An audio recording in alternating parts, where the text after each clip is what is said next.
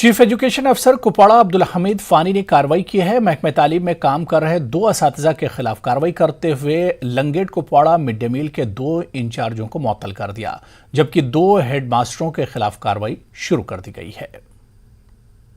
کپواڑہ ضلع میں آج لنگیٹ زون میں مڈ ڈے میلز میں مبینہ طور بے ضابطگیوں کا معاملہ سامنے آیا ہے اور chief education officer Kupwara Abdul Hamid Fani نے اس کا سخت نوٹس لیا ہے اور انہوں نے 2 کے خلاف معطلی کے احکامات صادر کیے، جبکہ 2 ہیڈ ماسٹروں کے خلاف بھی کارروائی شروع کی گئی اور اس سلسلے میں ایک کمیٹی بھی تشکیل دی گئی ہے، وہ معاملے کی جانچ کریں گے۔ ہمارے ساتھ اس وقت موجود ہیں chief education officer Kupwara Abdul Hamid Fani, ان سے ہی ہم جاننے کی کوشش کریں گے آیا معاملہ کیا ہے، ماجرا کیا ہے، تو کارروائی کس طرح کی ہوئی۔ سیو صاحب مقدم ہے نیوز 18 میں، تو پوری تفصیل ہم جاننا چاہتے ہیں کہ کیا مسئلہ ہوا۔ بیسیکلی آج سیکنڈ ہاف میں سیکنڈ سیشن میں ہم نے لنگیٹ زون کے کچھ اسکولوں کا وزٹ کیا ہے،